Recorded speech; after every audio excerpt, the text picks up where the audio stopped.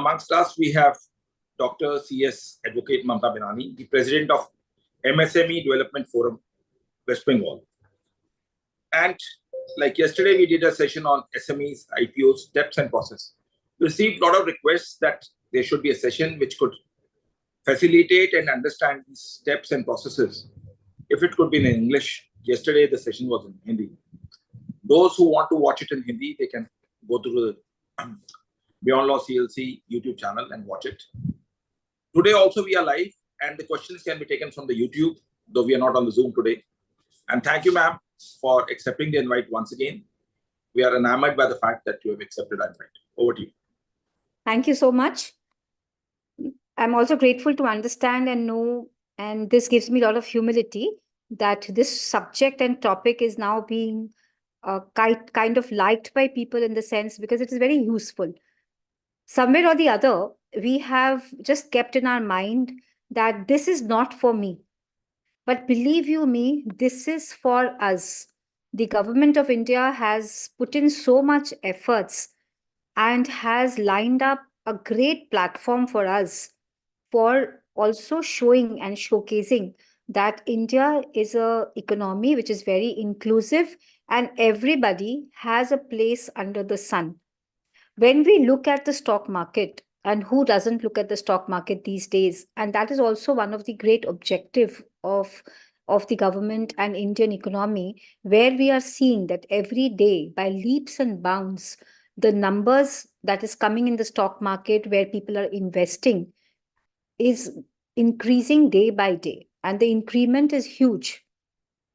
So for 5-7 years back, if you may have seen the numbers of people investing in the market has gone up by much heavy permutation and combination. So if that be the case, it also shows that it is not for, sometimes we have felt that it is for niche people. It is not for the common man. It is not for the common companies. It is for the Tatas, the Birlas, the Ambanis, the Adanis, the L&Ts, and so many so on and so forth. Let us just not go around naming them. What I just want to make it a point is, let us come with an understanding and a notion that can we look at it from a framework of a common company? Can I, who is doing maybe a profit after tax of 2 crores, can I also look at a stock market for listing my company? The answer to this is absolute yes. So if that be the case, I'm sure you would like to understand that what is it all about and what are the few thumb rules that one can look at to really manifest itself into being a listed company on the stock market. Let us just look at it from the time of inception and with a sense of belongingness. In the financial year 12-13, the government of India brought out with a dedicated platform for the listing of the SMEs. Now, when I say SMEs, S stands for small, M stands for medium, and E stands for enterprises. So obviously micro enterprises, so there's no MSME because micro, I'm sure, is not that big enough that it will be able to showcase itself into a listed company. So therefore, the government, what they did was, they also understand that such companies have some special needs. They cannot probably, at this given point in time, put them at par with the big boys. Because then the government also understands that with those big boys club, these companies, which are a little small at this point in time, when they start listing themselves, they may feel getting lost. So what the government did was, they created a dedicated absolute different platform in the 2 nationwide terminal stock exchanges, that is the Bombay Stock Exchange and the National Stock Exchange. So therefore, they created a SME platform. The Bombay Stock Exchange calls it by the name of BSC SME, and National Stock Exchange calls it by the name of NSC Emerge. So these are the 2 dedicated platforms, and it is well within these 2 stock exchanges. So there is no separate stock exchange. Let us not confuse ourselves. There are 2 dedicated platforms under both these exchanges for the SME listing. Now, when a company wants to go for an SME listing, I'm straight away now coming to the point. if you want to go for a listing, what will you do? First and foremost, we want to know and find out whether we are eligible or not. Now, if I have to talk about the eligibility in a concise manner, I would say that the first thing that a person needs to see is whether I am 3 years old or not. So at the outset, let me tell you, both the exchanges have 2-3 different मापदंड है उनके. They have different kind of manifestation of making them listed. So different criterias are there, but more or less they converge in one point or the other. So I'll give you the basic pointers. You can list yourselves in the BSC. You can also list yourselves in the NSC. You can choose between the two, or you can also plan to get yourselves listed in both the exchanges. So their first and foremost point is we'll have to see whether the lifespan of the entity that you want to get listed is 3 years or not. So when I say 3 years or not, it is very pertinent to know that it is always a company that can get listed. Let us understand that a partnership firm or a sole proprietorship cannot get itself listed because there are no shares in those entities. So it is but obvious that once we want to get ourselves listed, it has to be a company. Let us just get that in the mind first, because a lot of queries comes about it. So it is only a company that can get listed. And what kind of company that can get listed? Obviously, it cannot be a private limited company, because a private limited company is a private limited company. Okay, it has restrictions in transfer of shares. It has restrictions in the number of members. So can a private limited company get listed? The answer is a big no. So it has to be a limited company, public limited company. So when a public limited company can only get listed, so if you are a partnership firm at this point in time, you can also think of getting yourself listed. What we have to do is convert the partnership firm into first a private limited company, and from private limited to a public limited company. So the journey that you have already undertaken as a partnership firm, for example, of 2.5 years, that will also be considered in the calculation of defining the age of that entity. So as I said, that we need a 3-year-old entity at least. So if your company is getting converted today from a private to a public, or from a partnership firm into private and then public, that age or those days and months that we have spent in being whatever we were as a partnership firm and then a private and then coming into a public will also be calculated and reckoned to calculate the number of years of existence. That's number one. Number two is we should ensure that we have a positive net worth. So for example, NSC says that we need a positive net worth, and BSC goes on to say that we need at least a 1 crore net worth in the 2 preceding financial years amongst the 3 years that we need to see. So that is how I said there are some differential points between the NSC and the BSC listing, but nonetheless, we need to have a positive net worth. We also need to have operating profits. And of course, as we should not be having any disciplinary actions against us in the company, or we should not have had some regulatory, very, very adverse actions in the corporate body that we have. We should not have gone into the BIFR or the SICA. Of course, now BIFR, SICA is no more there in the provoke, because those laws have become redundant with the advent of insolvency and the bankruptcy law. But SARFACI action or the IBC action should not have been there in the company, even at the current point in time. Obviously, when you are into IBC, you cannot take your company into public issue. That goes without saying. So, and we also encourage that if there is any notice against the company for insolvency, then also the stock market is not going to really react positively when you want to go for a public issue. Having said all of it, it is then, let us now understand what is it that the market will see, and how will the market put a price to your company? How and how much will you be able to raise from the public? So what are the few thumb rules? One first important thing is that the law says that at least 25% of your shares has to be diluted, because at least 25% will have to go to the public. So therefore, if today you are an owner which you are, of your 100% shares, because that whole company belongs to you. You are holding the company by virtue of holding the entire shares by yourself or by your family members and close relatives or your own associate companies, etc. But today, when you think of a public issue, first thing that should hit your mind is, look, I will have to dilute at least minimum 25% of my shares. Here is where the mind frame of the person who wants to go for a public issue hits them, that, oh my God, my ownership will get diluted. I will have to keep asking and taking decisions only after consultation. I will lose my autonomy. I will lose my freedom. I will have to do board meetings with independent directors, because all of it, the corporate governance level will have to go up. And anyways, I wish to tell you that in today's arena, we have seen that everywhere and anywhere, we can only exist when we are following the laws of the land. So we have now understood that compliance is no more a luxury. Compliance has become a necessary part of the company's existence. So we have now kind of got used to doing compliances. And when you become a listed company, some little more compliances will absolutely come into existence, but that is all for the good of the company.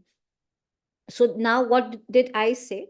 That we will have to make sure that we are mentally ready to actually give away the 25% of our shareholding, and 1% is being taken by the market maker. So 26% at the minimum goes away from you, right? So now for this 26% that you dilute, how is it?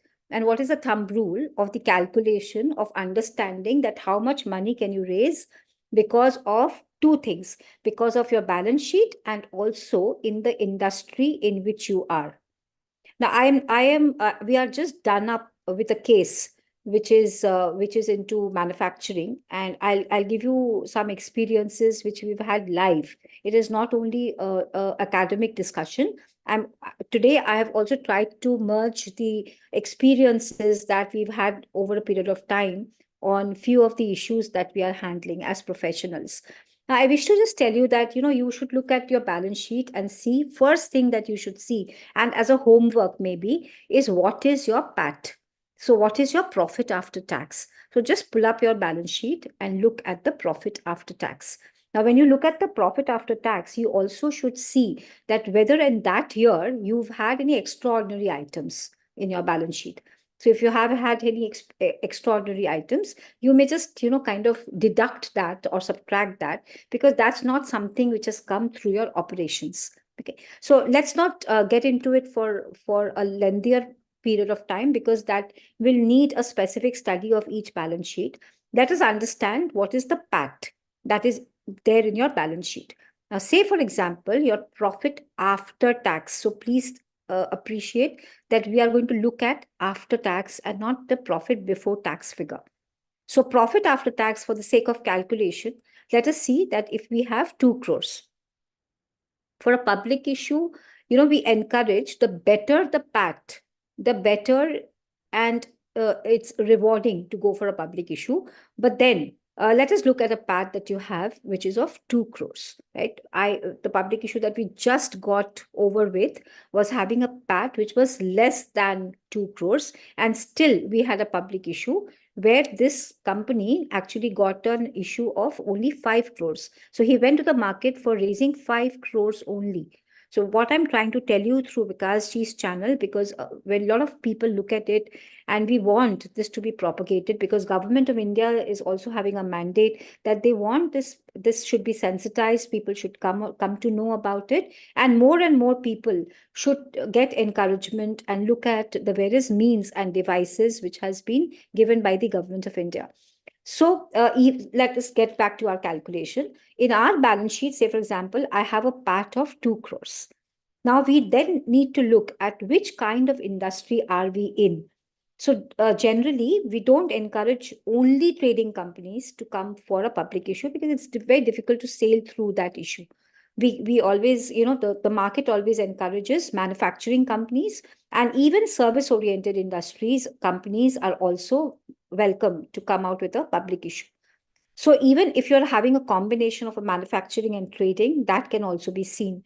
So I'm saying that, for example, in this case, a 2 crore PAT, and maybe you are in an industry which is into, say, for example, you are into a EPC company, or you are into a manufacturing company where you are manufacturing powder, which is used as a coating in aluminum extrusions, just for an example's sake.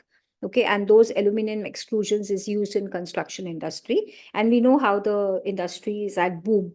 So if you are in an industry which is a booming industry, which has good profitability, whose payment cycles are good, because we all know that so many things also depends upon the industries that we are into. Chemical industry has its own challenges, road industry has its own challenges, and so on and so forth. Energy companies has its own challenges. So say, for example, we are in an industry which is quite a good industry, and it's doing well. The profitability margins are also good. Then we may get a multiple from the merchant bankers and from the industry level. Say, for example, in our example, I am getting into a multiple of 10. Okay, so you may get a multiple from ranging between 8 to 12, and sometimes even a little more than 12. So when we say multiple, is you understand that multiple means you are multiplying your PAT with that multiple. It also showcases the fact that even going forward, it is also taking into account going forward what your company is going to do. Because you may tell me that it is only not only today's balance sheet that the market will see. It is also going to see that how the company will going forward be working and expanding itself. So looking at the industry, they give you a multiple. Now, say, for example, I take a multiple of 10. So a PAT of 2 with a multiple of 10 is 20 crores. Now, if you're diluting here for ease of calculation, I take 25%. If I'm diluting 25%, then tell me what is the calculation? 5 crores. So 5 crores is your size for which you can go for a public issue. So that is an easy thumb rule. There may be a few more intricacies that may just jump in while you actually come down to an absolute figure. But this is kind of a thumb rule calculation that one has to follow. So in a part of 2, and if you're in an industry, I just repeat, if you're in an industry which is quite promising, which is enterprising, and if you're looking at a multiple of 10, the calculation comes to 20 crore. And if you feel that, okay, I want to raise 5 crore, so then you actually dilute 25%, which you have to anyways mandatorily do. But if you say that, no, I would like to raise not 5, but I would like to raise at least 7 crores, then what do? You dilute more than 25%. So therefore, then you can also come to a figure of 7 crores. So this is the kind of calculation. Now, the law also allows that the money that we raise can be used for different purposes. There is a documentation which needs to be done, which is known as the documentation that needs to be done is the draft red herring prospectus. Then it is the red herring prospectus, and then the prospectus. So in these document, in the first document itself, you have to earmark that how is it that you're going to spend the money that you raise. Even if you take a bank loan, you always have to write what is the purpose of raising the money. Similarly, here it's not even bank loan, you're actually raising it from the public. So the onus is so much more on the promoters and on the company which is raising the funds. Somewhere or the other, please understand that we kind of play a very fiduciary role when you raise the money from the public. It is a very responsible capital that comes to the promoters. I'm sure we are all aware of this. This can be more than overemphasized. So this money that comes in, you have to actually put into the document, how is it that you want to spend this money? So you may actually say that the 5 crores that I will raise, 2 crores, I'll use it in plant and machinery. So I'll expand my capacity by whatever tonnage, and I'll have to put more plant and machinery. Maybe I'll buy the adjoining land, etc. So you have to write that. You can also say that some part of it, X part, I'm going to use it for repaying the bank loan. So even that is allowed. And that is why I made this example, because that is also an expensive money that you have in your balance sheet. And probably you would like to, also make your balance sheet more efficient by paying away that expensive capital. And let me also tell you, even for that matter, this equity money that also comes in with a lot of responsibility, because when your money, your company starts working more because of that capital infusion, you are under a duty to pay back your shareholders. But how do you pay back? Do you need to pay interest over a period of time? No, you will have to pay by way of dividend. So dividend is something which you may not compulsorily pay each year, but you are always endowed with the responsibility of paying back the society and paying back the shareholders. So one is by way of dividend, and another is that let the company work so well that the valuation of the shares goes up and the market starts recognizing your working, because every quarter your unaudited financial results you will have to give it to the stock exchanges. You will have to publish it also in the newspapers. So the market starts rewarding you by way of increase in the share prices. So you may also think about a point that it may so happen, Mamta ji, that I am not able to decide as of now about the full utilization of the money that I will raise from the public. So the government also goes on to say that you can also mention that up to 30% is allowed by law. Up to 30% of the proceeds that you raise from the market, you can also use it and earmark towards general corporate purposes. Why I said this is because a lot of questions keeps coming that it's not possible to completely earmark and tell the everything now. So law understands this, and they have said that even up to 30%, you can actually say that you would like to use it for general corporate purposes. Now, what the point that I'm driving home is that this money, when comes in, the 2 3 very very important things that happen in the company. One, the interest burden actually of the company goes down, therefore the profitability moves up. Your all the ratios, ROCE, PV ratio, all becomes better because your debt in the books actually then decreases. And thirdly, the amount of shares you have diluted and you have felt bereft of that capital, believe you me, this 75%, the valuation of the 75% goes up to so much extent that you always feel that it's so good that I have diluted 25% and have become more responsible towards everything, because the shares that you have or the company that you have, the market capitalization really goes up if you're performing well. So if like today, the client that who has got listed, its market capitalization has gone up uh, to quite a number of fold. And his 75% valuation of that market cap is so high that he's forgotten about the dilution that he has made. Fourth very important issue is the zeal to work comes back again in the promoters. In India, why only in India? Across the world, people are reeling under the pressure that the younger generation is not coming in their businesses. But if we are able to build as the first generation promoters or the second generation promoters, if we are able to build a listed company for them, and if we are able to give them this listed company, they find it so attractive, the generation today that they find it so attractive and they want to join this business because they know that they are a part of a bigger thing. This company is listed, it's already celebrated, because when you are listed, you are no more just a company who's sitting somewhere. The entire world knows about you, because like today, if you want to just Google about, just for an example, Google about Infosys, you just Google and you find out everything top to bottom. What is their balance sheet, who is in the board, who are the KMPs, who are the senior management personnel, how are they doing, what are the green initiatives that they are taking. All of them is in the public domain, also because of the fact that the law has made it mandatory for them to put it in the public domain. Similarly, so you are there for everybody to be seen and celebrated also. Similarly, when you get listed, all of it also comes to the public domain and you're there to be celebrated, because we all as human beings are always there to do work. We are not here to cheat anyone. So by and large, we, in the 10-11 years existence of SMEs, and all the companies have been fairly doing good, but also never have the fear of failure. For example, if you if we as a company are not able to do well for 1 or 2 years because of external factors, like COVID happened, or so much so like the coal linkages had faced a challenge in the past. So there may still, because business is a business, it will always have some risk factors.